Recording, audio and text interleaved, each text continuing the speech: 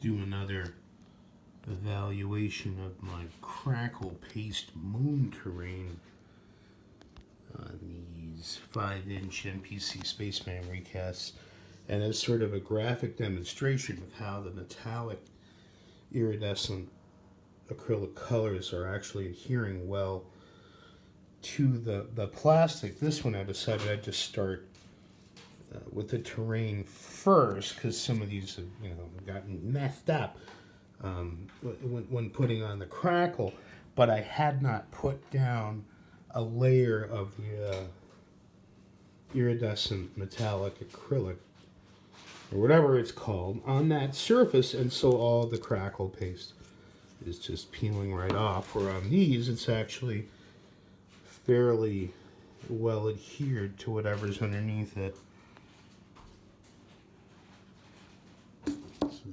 This one's got a nice crackle to it. You can see the fissure there in the back.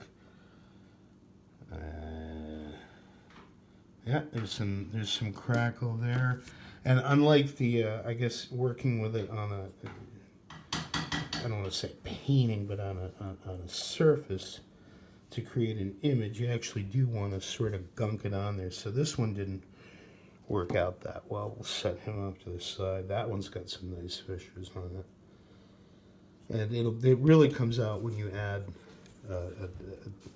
a stain to it, get some color in there, or a difference of value. It's got a nice crackle on it. And hit or miss, and all experiment. Oh, that's got a nice fissure back there. Hit or miss, and a couple of scrapes with a knife or a piece of sandpaper, and it's all cleaned off. Or just soak it in water.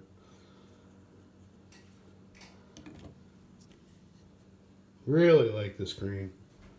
Wish I'd mixed more of it. Now let's hear it from Noosa. I don't know who Noosa yogurt is. We got these delivered by Wegmans by mistake.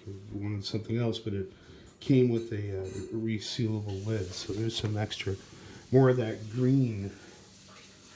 And you can see here how the metallic acrylic just doesn't get the nicking and buffing to it. This is the one that I was really pleased with the other day. And of course I went and over elaborated on it with some iridescent blue fine and micaceous oxide with, I think, some black mixed in. And so of course now it's all covered over, and I just glazed it down with some of the clear tar gel to see if I can get it to stay in place.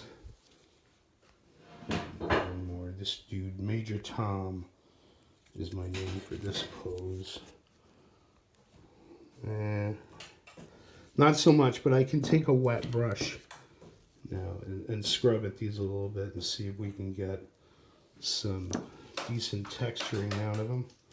And I think that's 16, so I've utilized 16 of the 43 so far. And some of these, this one in particular here, I painted him silver as an undercoating layer, and I've been displeased with how my detailing of things like the oxygen hose and the straps invariably get smudged. So I decided, you know what? Why don't we fill in around those features rather than trying to highlight them? So he's actually, I think I want to try doing a black with him. And there was another one that I did just in silver to then paint over and leave the straps and the oxygen hose as silver. And hopefully do it somewhat neater. Although these are painted objects, the paintings, we're working with the paint on the surface and experimenting with the acrylic compounds rather than trying to customize toys. And we'll use them in space art or box them up in some way. I need to find like boxes about the size of, say, this lid with a little bit of space terrain or some sort of space scene, like a cigar box that he can be presented to the buyer, and then inserted in some way where the buyer the owner could remove the piece and have it out on the desktop for a fascinating adventure.